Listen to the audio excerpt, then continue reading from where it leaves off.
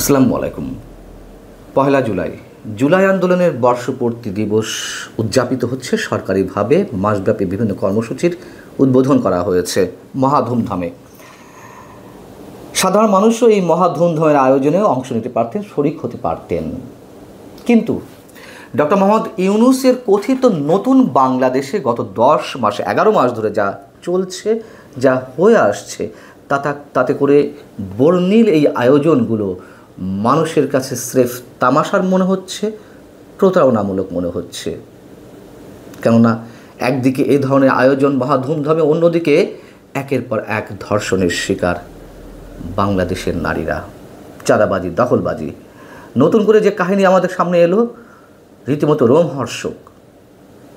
গত 2-3 দিন আগে কুমিল্লার মুরাদনগরে হিন্দু সম্প্রদায়ের নারীর সঙ্গে যে বিভৎসতা করা হলো, তার চেয়েও আরও এক ভয়ঙ্কর কাহিনী আমাদের সামনে এলো। আপনারা অনেকেই জানেন যে চাঁদা না পেয়ে যুবককে উলঙ্গ করে বেঁধে রেখে তার সামনে স্ত্রীকে ধর্ষণ।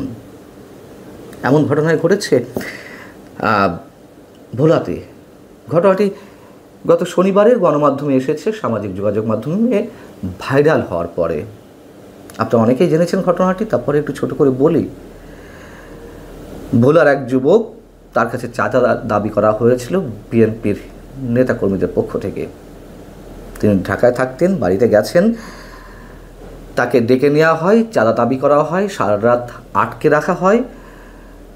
ভোরবেলায় তার স্ত্রী তাকে ছাড়াতে গেলে চাঁদা দাবি করা হয় 4 লাখ টাকার। টাকা দেবে কোত্থেকে? যখন টাকা দিতে অস্বীকৃতি জানানো হয় তখন। এর আগে ওই যুবককে পাইপ দিয়ে পেটানো হয়, রড দিয়ে পিটিয়ে রক্তাক্ত করা হয়। পরবর্তীতে স্ত্রীর সামনে তাকে উলঙ্গ করে বেঁধে রাখা হয়, পাশে স্ত্রীকে সংঘবদ্ধ ধর্ষণ করা হয় 3-4 জন মিলে। আমরা এসব কাহিনীর পরে নতুন বাংলাদেশ উদযাপন করব। এবং চাঁদা দাবি করল কারা? উপজেলা বিএনপির মামলাতে যাদের নাম এসেছে, উপজেলা শ্রমিক দলের যুগ্ম সাধারণ সম্পাদক মোহাম্মদ ফরিদউদ্দিন, তজুমউদ্দিন সরকারি কলেজ ছাত্র দলের আহ্বায়ক রাসেল, তার ভাই আলাউদ্দিন সহ আরও অনেকে। এবং ধর্ষণের পরে ওই নারী দুইবার আত্মহত্যার চেষ্টা করেছেন।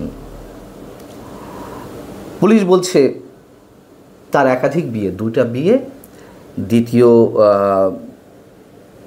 স্ত্রী, প্রথম স্ত্রী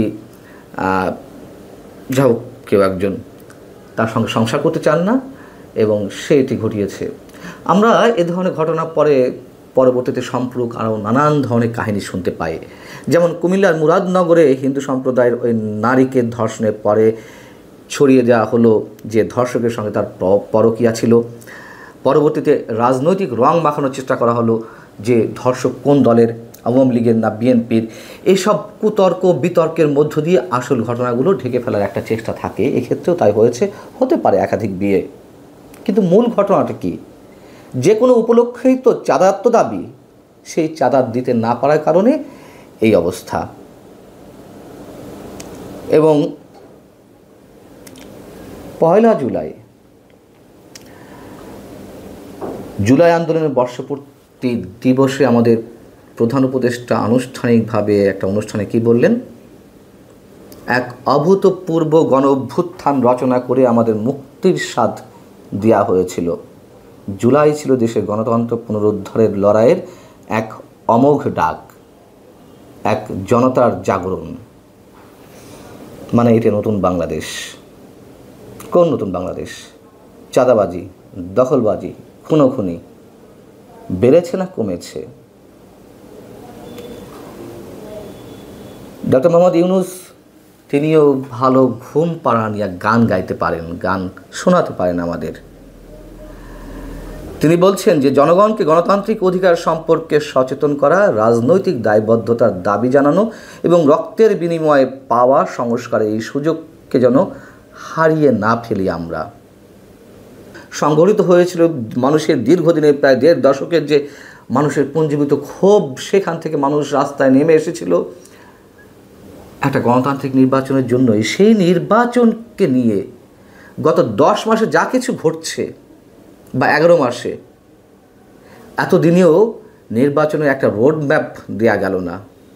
যে টালবাহানা শুরু হয়েছে, যে একের পর এক নাটক আমাদের সামনে উপস্থাপন করা হচ্ছে, তাতে নতুন বাংলাদেশ কেন, নতুন নতুন নাটক আমরা দেখছি। জনগণের অধিকার সম্পর্কে তিনি সচেতন করছেন। অনেক হয়েছে, কি করেছেন? মানুষ সম্মান করতো আপনাকে, বাধ্য হয়ে, মানে জোর করে হলেও সম্মান করতো, যে একটা নোবেল নিয়ে আসছেন, শান্তির দূত হয়ে আসছেন। কোনো ধরনের রেকর্ড তো নেই এই বাংলাদেশে আপনার শান্তি স্থাপনের, আর আপনি আসছেন এখন নতুন বাংলাদেশে গল্প শোনাতে। কজন চাঁদাবাজকে গ্রেপ্তার করেছেন, কজন দখলবাজকে গ্রেপ্তার করেছেন, এবং এই চাঁদাবাজি দখলবাজিগুলো কারা করছে? বিএনপিও তো অস্বীকার করে না, বিএনপি নেতাকর্মীরা করছে, জামাতের নেতাকর্মীরা করছে, তার কিংস পার্টি ডক্টর মোহাম্মদ ইউনূসের কিংস পার্টি এনসিপির নেতাকর্মীরা করছে। এবং বিএনপির পক্ষ থেকে যে চেষ্টা করা হয়নি সে কথা বলবো না, প্রায় 3000-4000 দলীয় নেতাকর্মীকে বহিষ্কার করা হয়েছে। এইটি বলে আবার এটি প্রমাণ করার চেষ্টা করছে না যে বিএনপি দুধে ধোয়া হয়ে গেছে। তারপরে যদি সত্য কথা, বিএনপি দাবি জানিয়েছে যে আমরা পারছি না, চাঁদাবাজদের গ্রেফতার করুন। কেন করা হয় না চাঁদাবাজদের গ্রেফতার? করা হয় না বিএনপির জনপ্রিয়তা যাতে করে তলানিতে এসে নামে। ডক্টর মোহাম্মদ ইউনূসের কিংস পার্টি বা তার নিজের ব্যক্তিগত জনপ্রিয়তার ব্যারোমিটারে যেন উঁচুতে দেখা যায়, বেশি দেখা যায়। ডক্টর মোহাম্মদ ইউনূস চাঁদাবাজদের চোখে দেখেন না। তিনি নিজে বলেছেন, গত ডিসেম্বরে সম্ভবত নিউ এজের সঙ্গে একটি সাক্ষাৎকারে সাংবাদিক নুরুল কবিরকে বলছিলেন প্রশ্নের উত্তরে, যে আমরা তো বোধহয় খুঁজে পাই না, আমাদের চোখ অত তীক্ষ্ণ না যে চাঁদাবাজি চলছে। মানে একজন লার্নেড পারসন, একজন নোবেল বিজয়ী ব্যক্তি এত ভোলাভালাভাবে কথা বলবেন, এটি তো আমরা সহজভাবে নিতে পারি না। নিশ্চয়ই তার ওই ভোলাভালা কথার মধ্যে অন্য কিছু লুকিয়ে রয়েছে।